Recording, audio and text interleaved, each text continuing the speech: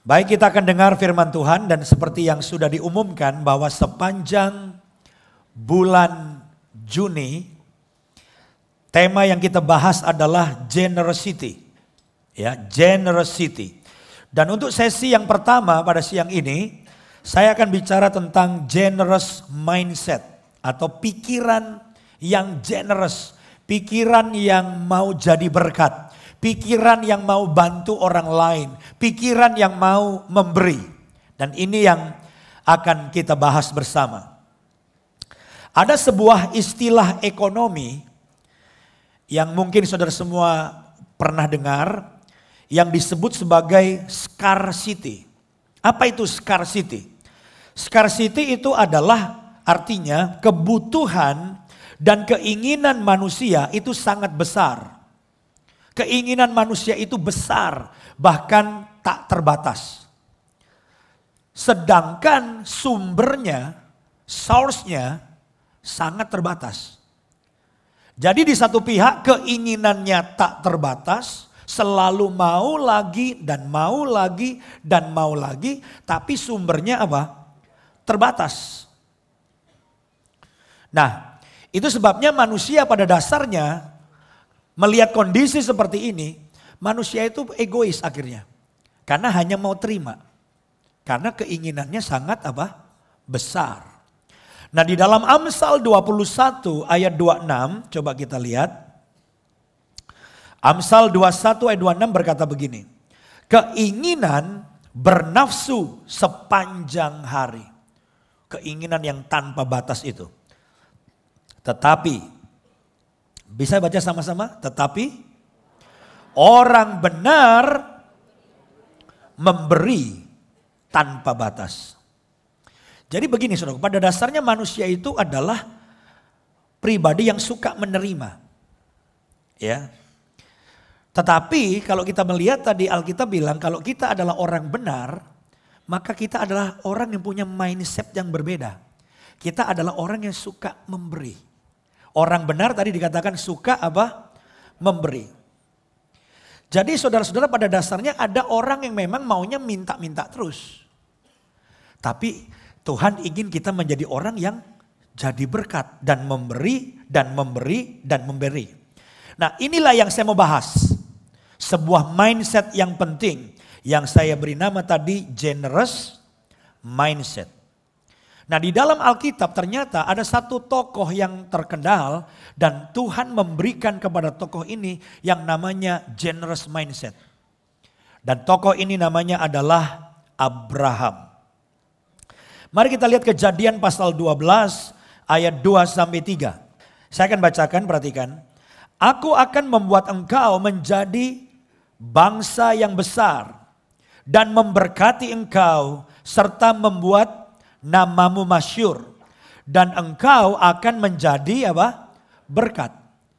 Jadi Abraham itu diberkati dengan tujuan akhirnya supaya dia apa saudara? Jadi berkat. Aku akan memberkati orang yang memberkati engkau dan mengutuk orang-orang yang mengutuk engkau. Dan olehmu semua kaum di muka bumi akan mendapat berkat. Nah, Tuhan mengatakan hal ini kepada Abraham ketika Tuhan memanggil Abraham untuk keluar dari tempatnya di Haran, keluar menuju kepada tanah Kanaan. Dan di situ Tuhan mengatakan perkataan yang sangat jelas.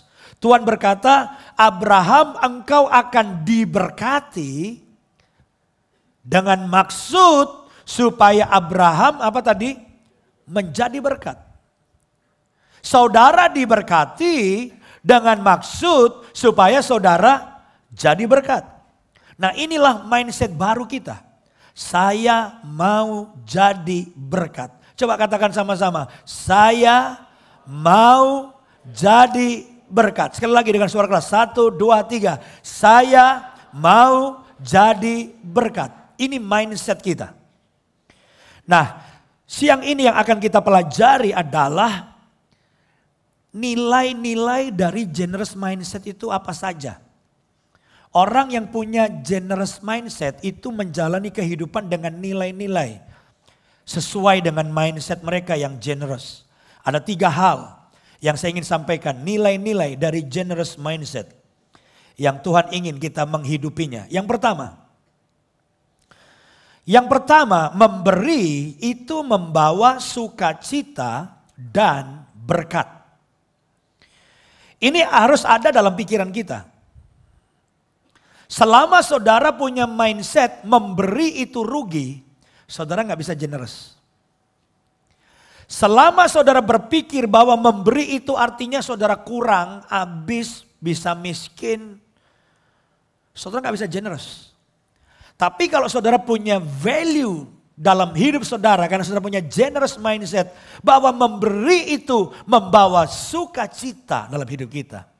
Memberi itu membawa berkat dalam hidup kita. Maka saya percaya kita akan memiliki kehidupan yang menjadi berkat bagi banyak orang. Di dalam Kisah Rasul pasal 20, coba kita lihat ayat 35. Value ini Tuhan Yesus sendiri yang mengajarkannya. Kisah Rasul 20 ayat 35 dikatakan begini. Dalam segala sesuatu telah kuberikan contoh kepada kamu, bahwa dengan bekerja demikian kita harus membantu orang-orang yang lemah. Dan harus mengingat perkataan Tuhan Yesus. Sebab ia sendiri telah mengatakan, baca sama-sama kalimat selanjutnya, adalah lebih berbahagia memberi daripada menerima. Ini sesuatu yang mengagetkan, mengejutkan.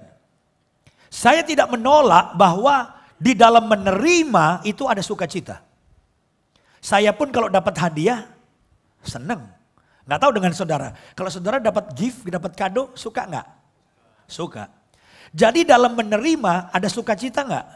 Ada. Tapi Tuhan Yesus mengajarkan terlebih bahagia memberi daripada menerima. Kalau kita bilang bahwa menerima ada sukacitanya, Yesus bilang lu coba memberi. Karena memberi itu bahagianya lebih. Dan Yesus berkata terlebih bahagia memberi daripada menerima.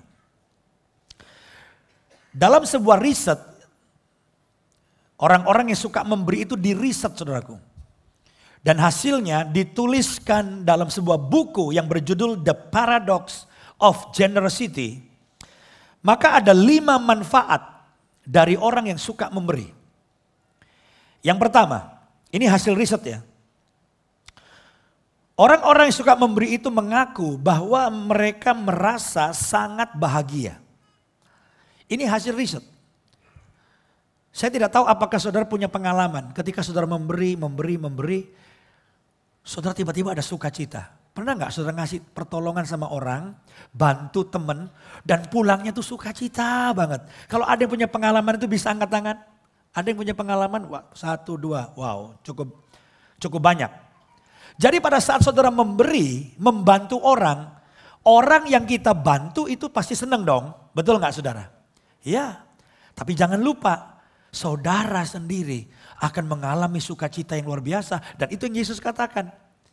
Terlebih berbahagia memberi daripada yang nerima atau menerima.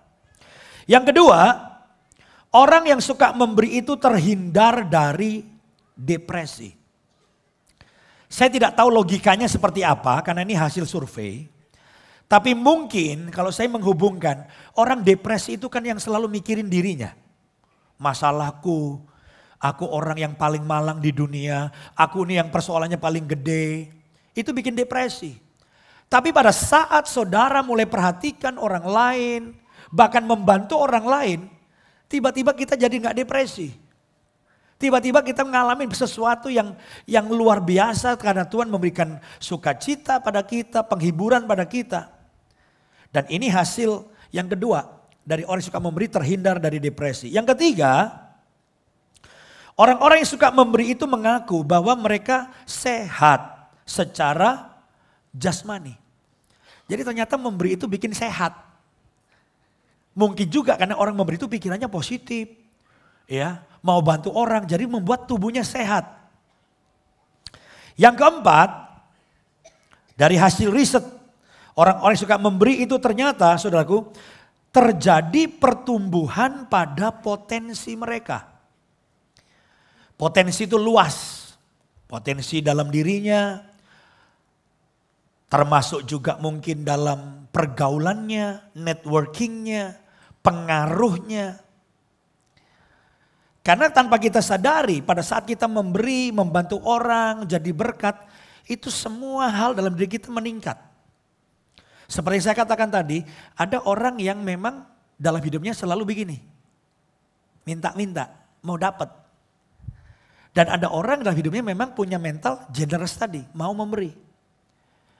Saudara lihat, entah di arisan, kalau di gereja di kor, kumpulan keluarga kalau kumpul, saudara lihat, biasanya yang bawa makanan orangnya ya itu-itu aja. Betul gak saudara?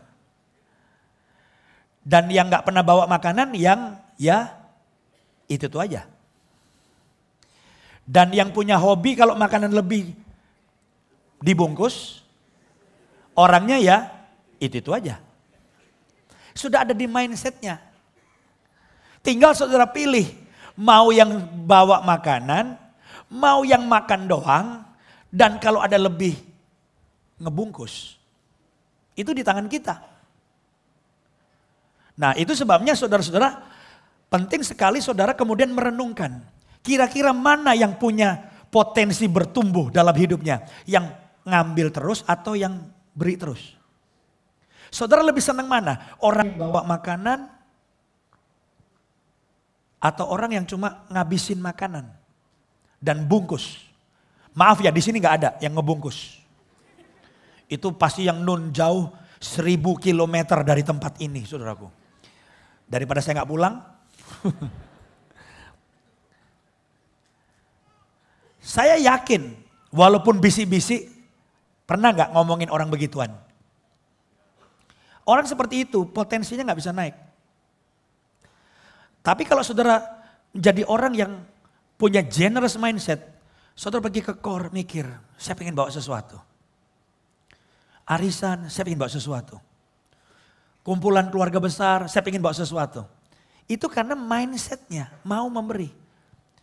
Dan saya pastikan potensimu meningkat. Orang senang bergaul dengan saudara. Orang pengen menjadi teman dekat saudara. Tapi kalau hanya mau ngambil, nggak berkembang potensinya. Sama dalam pergaulan misalnya makan. Kita sering makan. Dan tergantung mindsetnya. Ada orang yang makan bareng 5 orang ya. Biasanya dari 5 orang yang bayar ya itu aja. Betul nggak? Kecuali kalau 5 orang makan terus bagi rata sering. Tapi kalau saya mungkin kurang suka bagi rata. Saya lebih suka ya kalau diberkati saya bayar gitu. Nah biasanya dalam makan seperti itu juga sama. Kayak ke kor atau ke arisan. Ada orang yang hobinya ngebayar. Nah itu jemaat NDC itu pasti. Tapi ada orang yang hobinya itu nebeng. Saya tahu ada orang-orang yang memang tidak punya kemampuan keuangan. Itu dipahami. Tapi kalau menurut saya lebih bagus jangan sering-sering ikut. Kalau diajak 5 kali maksimal ikutlah sekali. Kalau diajak 10 kali ikutlah 2 kali. Kenapa ya kita nggak bisa bayarin. Tapi kalau saudara punya kemampuan, saya berpikir adalah bagus bagi kita untuk belajar suka memberkati orang lain. Amin saudaraku. Dan sekali lagi saya katakan biasanya yang nebeng ya itu saja dan yang bayar ya itu saja. Tapi satu hal saya beritahu pada saudara, pada saat saudara suka memberi, tadi dikatakan ini hasil survei, potensi saudara meningkat. Pengaruh saudara meningkat. Dan sekalipun saudara bukan orang kaya, tapi kalau saudara bisa bawa sesuatu dalam core dan lain sebagainya, orang akan bilang, ini orang bukan orang kaya. Tapi dia tahu diri dan punya nilai dalam hidupnya. Itu beda. Nah terserah saudara. Sebab saya yakin di sini tidak ada kan, saya hanya bicara sama yang di sono, saudaraku. Saudara hanya nguping hari ini ya. Gitu. Yang kelima, saudara-saudara, hasil risetnya berkata bahwa orang yang suka memberi itu mengaku mereka menemukan tujuan hidup. Orang itu pada waktu memberi dia merasa hidupnya berarti. Dia merasa menemukan tujuan hidupnya. Oh, inilah hidup, aku berarti, aku jadi berkat untuk orang lain. Dan ternyata bukan hanya sukacitamu yang bertambah dan berbagai keuntungan yang lain. Coba kita lihat dalam Amsal 11 ayat 24 sampai 25. Amsal 11 ayat 24 sampai 25. Ada yang menyebar harta. Nyebar harta itu maksudnya bukan buang-buang duit. Di sono bantu, di mana bantu, suka bantu. Ini nyebar harta. Tetapi bertambah apa? Kaya. Jadi ada orang bantu orang gak miskin ternyata tambah kaya dia. Terus ada yang menghemat secara luar biasa. Bahasa gamblangnya apa sih? Menghemat secara luar biasa. Tuh, pinter semua. Pelit, ya. Ada orang yang pelit, saudaraku, namun selalu berkekurangan. Jadi kalau saudara berpikir pelit itu pangkal kaya, salah. Banyak orang pelit berkekurangan. Siapa banyak memberi berkat diberi kelimpahan. Siapa memberi minum, ia sendiri akan diberi minum. Jadi saudara mau pilih mana? Bantu orang, Alkitab bilang tambah kaya. Menghemat secara luar biasa, nggak kaya-kaya juga. Saya ingin bilang gini, saya berkali-kali mengatakannya. Memang ada orang yang berjuang untuk bisa merubah karakter pelit. Bahkan kalau bicara menghemat itu berarti untuk pengeluaran siapa, saudara? Diri sendiri. Saya berkali-kali cerita di sini. Banyak orang kaya yang uangnya itu miliar-miliar, puluhan miliar, mungkin ratusan miliar, depositonya di bank, nggak punya nyali loh. Kalau pergi ke restoran yang agak mahal dikit. Padahal uangnya banyak, aja sebelah kan pelit. Kalau masuk restoran mahal, nggak berani langsung masuk. Dia berhenti dulu di depan satu meja di depan. Bukan mimbar. Dan di atas meja itu ada apa? Menu. Dia cari menu. Bukan cari yang enak. Karena kalau ada yang enak, hisit. Semangkok, wih nyari sejuta. Nggak enak katanya. Pokoknya makanan walaupun keren tapi mahal, nggak enak. Terakhir paling bawah, sayur lodeh. Ah ini enak katanya. Saudara bisa bayangkan kalau untuk diri kita sendiri pelit, gimana untuk bantu orang, betul nggak? Gimana untuk pekerjaan Tuhan? Nah, yang harus kita perhatikan di sini adalah bahwa bukan dengan cara itu kita bisa men-save uang dan bikin kita kaya. No. Alkitab bilang dengan kita menebar harta. Ketemu orang bantu, ketemu orang susah bantu, ketemu orang membutuhkan pertolongan kita bantu. Alkitab bilang bertambah kaya. Jadi mindset mesti dirubahkan. Ketika aku memberi, aku gak rugi. Ketika aku memberi, aku bersukacita dan aku diberkati. Tapi saya gak punya uang Pak Pendeta. Itu kan untuk orang yang duitnya banyak. Amsal 22 ayat 9, coba kita lihat. Ternyata untuk memberi, saudara gak perlu jadi kaya. Ya. Amsal 22 ayat 9 berkata begini. Orang yang baik hati akan diberkati.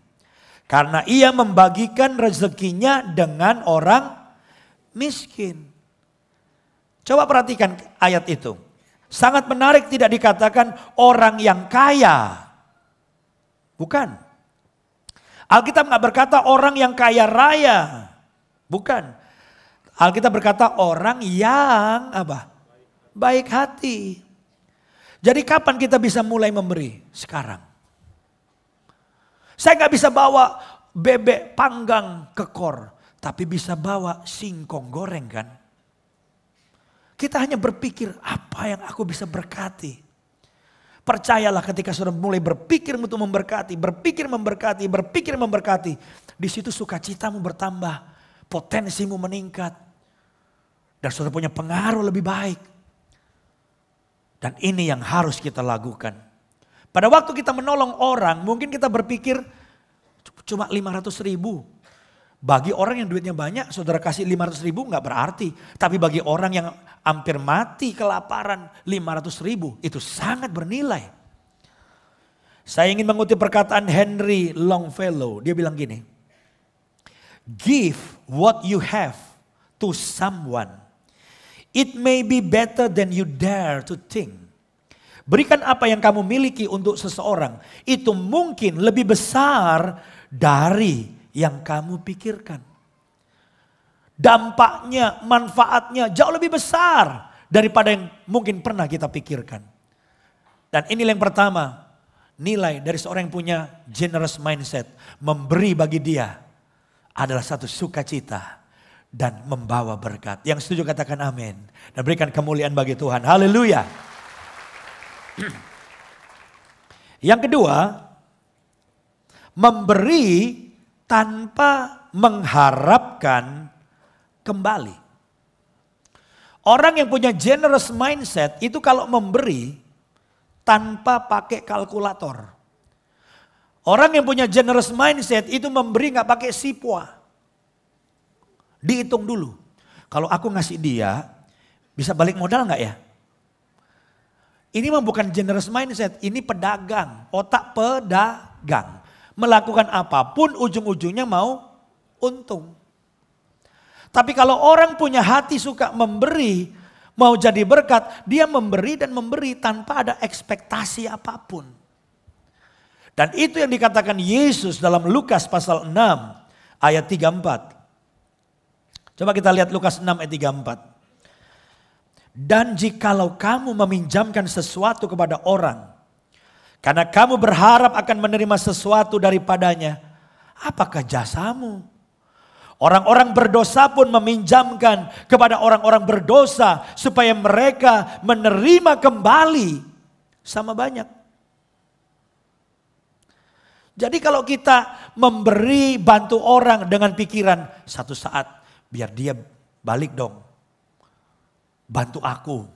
Jadi saling membantu gitu. Syukur-syukur ngasih cepek, dapat ceceng. Itu mah bukan memberi, itu pasang undian. Pasang dikit dapat lebih banyak. Nah, hasil riset, sekali lagi nih hasil riset juga menyatakan bahwa orang-orang yang punya generous mindset itu waktu memberi, dia nggak pernah punya mengharapkan apapun. Dia memberi dengan tulus. Tetapi yang saya mau katakan pada saudara, walaupun saudara tidak mengharapkan kembalian, dengar saya baik-baik, yang namanya prinsip Alkitab itu pasti terjadi. Pada saat engkau menabur, engkau pasti menuai. Itu pasti. Pada saat saudara memberi, saudara pasti diberi. Dan ini prinsip yang tanpa diharapkan pun akan terjadi. Tetapi kalau kita sebagai orang-orang yang punya generous mindset, kita pikirannya kasih aja. Tanpa mengharapkan untuk apa? Kembali. Jadi dimanapun kau berada, engkau merasa saudara adalah agen sorga yang membawa berkat. Saudara datang ke gereja, saudara gak berpikir untuk menerima terus. Dan ketika jemaat menjadi dewasa, dia gak datang ke gereja dan bilang gini, berkati aku. Beri aku mujizat. Tolong aku. Ini masih bayi. Untuk satu masa jemaat boleh seperti itu. Tapi ketika saudara menjadi lebih dewasa, saudara akan berkata, Tuhan jadikan hidupku berkat. Aku pengen di gereja ini aku jadi berkat. Dan bayangkan kalau semua jemaat NDC mencapai kedewasaan seperti itu. Datang ke gereja bukan hanya menuntut. Tapi dia berkata, aku mau jadi berkat. Aku akan ketemu dengan seseorang, aku pengen jadi berkat. Saudara pergi ke KOR, gak nuntut. Kenapa orang datang ke KOR akhirnya malas? Bilangnya apa? Gua gak dapat apa-apa. Nah, ada banyak orang malas pergi ke KOR dan bilang, gua gak dapat apa-apa. Karena datang ke KOR untuk dapat sesuatu. Tapi coba saudara datang ke KOR, saya mau jadi berkat. Jadi berkat itu macam-macam. Lewat kesaksian saudara, lewat kue yang saudara bawa. Bayangkan jemaat NDC mencapai kedewasaan itu. Kemanapun engkau pergi, engkau menjadi berkat. Apa enggak dahsyat? Di kantor, aku menjadi berkat. Tanpa mengharapkan orang membalas. Pokoknya dimanapun aku berada, aku adalah agen dari sorga. Aku akan jadi berkat. Dan dengar baik-baik, gak usah mengharapkan apapun. Saya beritahu, pengaruhmu akan meningkat. Potensimu akan meningkat. Bisnismu akan meningkat. Karena pada dasarnya, orang-orang yang suka memberi, suka jadi berkat, gak ngambil tapi memberi, itu keren. Dimanapun Anda keren. Di pandangan sorga keren. Malaikat lihat saudara keren. RT RW lihat saudara keren. Semua orang yang hobinya untuk jadi berkat, di mana aja Anda keren. Tanpa mengharapkan balasan. Yang setuju katakan amin. Kita berikan kemuliaan bagi Tuhan. Haleluya. Yang ketiga orang yang punya generous mindset. Dia itu memberi sebagai atau memberi adalah ungkapan rasa syukur. Jadi kalau saudara bersyukur kepada Allah itu gimana mengungkapkannya? Datang ke gereja Pak, betul. Itu salah satu ungkapan Anda bersyukur. Bagaimana saudara mengungkapkan rasa syukur saudara? Saya menyembah Tuhan Pak, bagus. Saya memuji Tuhan dan berkata, oh Tuhan aku bersyukur. Engkau Allah yang memberkati aku. Engkau Allah yang baik. Engkau Allah yang memelihara hidupku. Nggak salah. Tapi perlu saudara tahu bahwa orang yang bersyukur itu juga adalah orang yang suka memberi. Karena memberi adalah ungkapan dari apa? Rasa syukur. Di dalam 2 Korintus pasal 9 ayat 12. 2 Korintus pasal 9 ayat 12. Sebab pelayanan kasih yang berisi pemberian ini bukan hanya mencukupkan keperluan orang-orang kudus. Bantuan jemaat itu bukan hanya mencukupkan kebutuhan hamba-hamba Tuhan, orang-orang kudus. Tetapi juga, apa saudara? Melimpahkan ucapan syukur kepada Allah. Jadi pada saat saudara memberi, itu akan terlihat ini orang tahu bersyukur. Ini orang tahu bersyukur, tahu berterima kasih. Karena pemberian saudara menyatakan isi hatimu yang bersyukur kepada Allah. Dan kau nyatakan dalam tindakan nyata memberi, membantu orang yang membutuhkan. Atau memberikan persembahan untuk pekerjaan Tuhan. Atau untuk misi, atau untuk apapun yang saudara bisa lakukan untuk menjadi berkat. Karena kita juga menyadari bahwa segala sesuatu yang kita miliki termasuk yang kita persembahkan dalam kota ini atau dalam persembahan kolekte nanti. Itu sebetulnya semuanya dari mana sih? Dari Tuhan juga. Walaupun kita beli, di Tuhan aku memberi. Tapi uang yang ada di dalam tangan kita itu sebenarnya di Tuhan yang memberi. Dengan jelas dikatakan di dalam 1 Tawarikh pasal 29 ayat 14. Mari kita lihat sama-sama. 1 Tawarikh 29 ayat 14. Sebab siapakah aku ini dan siapakah bangsaku sehingga kami mampu memberikan persembahan sukarela seperti ini? Sebab daripada mula segala-galanya. Amin saudara. Daripada Tuhan segala-galanya. Dan dari tanganmu sendirilah persembahan yang kami berikan kepadamu. Jadi kita ini gak usah merasa gimana waktu memberi. Gak usah merasa sombong. Gak usah merasa terlalu luar biasa. Sebab semua yang di kantong kita juga dari mana? Dompet yang ada di tangan saudara, uang di tangan kita. Semua dari Tuhan. Malah dikatakan aku dapat kehormatan. Siapa aku? Bangsaku. Sebab dari Tuhanlah segala-galanya. Jadi kalau kita punya pemahaman seperti ini. Saya berharap kita semua jadi orang yang generous. Amin.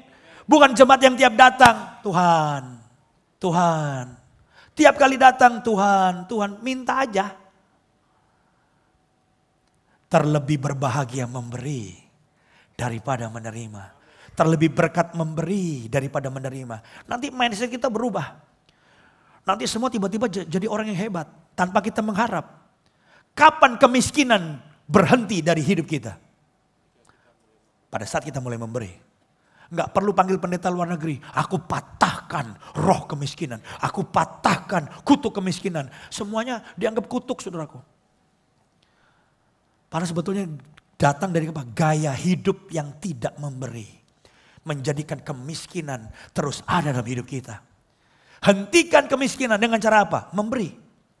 Sekali lagi saya katakan, tidak ada seorang pun yang bisa berkata, aku gak punya apa-apa. Saudara bisa memberi dengan segala apa yang ada pada saudara dengan level yang berbeda. Tapi ketika saudara berkata, Tuhan, aku mau jadi berkat. Aku mau memberi. Ketika saudara, aku mau memberi, langsung Tuhan kasih amplop di tangan saudara. Kalau enggak kan enggak ada. Nih, aku kasih modal, kamu memberi. Tidak pernah orang punya keinginan memberi, Tuhan enggak kasih modal. Maksudnya Tuhan enggak berkati gitu. Yang setuju katakan amin. Jadi ini 3 hal yang penting yang harus menjadi nilai dalam hidup kita. Supaya kita semua punya generous mindset. Saya mau tutup khotbah saya dengan satu tambahan yang penting. Ini untuk menutup. Tahukah saudara apa yang terjadi pada saat saudara menjadi orang yang suka memberi? Ada sesuatu yang luar biasa terjadi pada saat saudara menjadi orang yang suka memberi. Mari kita baca ayat yang terakhir saudara-saudara dalam Lukas pasal 6 ayat yang ke-36. Lukas 6 ayat 36, mari kita baca sama-sama sebagai ayat yang terakhir. 1, 2, 3. Hendaklah kamu murah hati sama seperti Bapamu adalah murah hati. Saudara tahu apa yang terjadi pada waktu saudara suka nolong orang? Saudara mau jadi berkat untuk orang-orang lain. Pada saat saudara mengambil keputusan, Tuhan dimanapun aku berada, aku mau jadi berkat, aku mau nolong orang, aku mau murah hati. Pada saat saudara murah hati, suka memberi. Pada saat itu terjadi satu hal yang luar biasa. Saudara makin mirip dengan Bapa di sorga.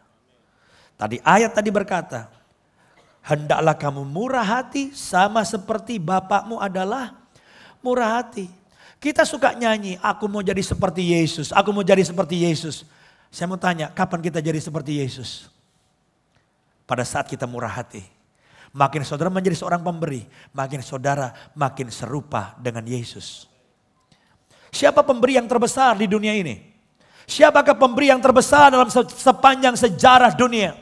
Pemberi yang terbesar sepanjang sejarah dunia ini bukan Bill Gates. Walaupun Bill Gates telah memberikan puluhan miliar dolar untuk kemanusiaan. Bukan Warren Buffett yang telah memberikan puluhan miliar dolar untuk membantu orang-orang. Pemberi yang terbesar sepanjang sejarah dunia ini adalah Bapa di sorga. Alkitab berkata karena begitu besar kasih Allah akan dunia ini. Sehingga dia berikan anaknya yang tunggal. Allah bukan sekedar memberikan uangnya. Allah bukan sekedar memberikan benda atau sesuatu yang lain. Alkitab berkata Allah begitu mencintai saudara dan saya. Dan dia berikan anaknya yang tunggal Yesus Kristus untuk lahir dan mati bagi kita. Pemberi yang terbesar Bapa di surga dan pemberi yang terbesar adalah Yesus Kristus. Karena dia berikan hidupnya untuk mati di kayu salib. Apa value NDC? Saudara bisa lihat di website. Value NDC yang pertama adalah discipleship. Makanya nama gereja kita Nafiri Discipleship Church. Kita mau jadikan semua jemaat itu murid. Murid itu belajar dari gurunya Yesus. Tujuan akhirnya apa? Murid tujuan akhirnya menjadi sama dengan gurunya. Dan kapan kita menjadi serupa dengan Yesus? Pada saat kita memberi. Jadilah pemberi. Jadilah pemberi dimanapun kau berada. Karena semakin kau murah hati dan suka memberi, engkau serupa dengan Bapamu yang murah hati di sorga. Dia pemberi yang terbesar. Engkau serupa dengan Yesus, pemberi yang terbesar. Dia berikan hidupnya. Jadi di luar semua generous mindset tadi, saya mau tutup firman Tuhan dengan satu pemikiran. Makin kita suka memberi, makin kita menjadi serupa dengan Yesus.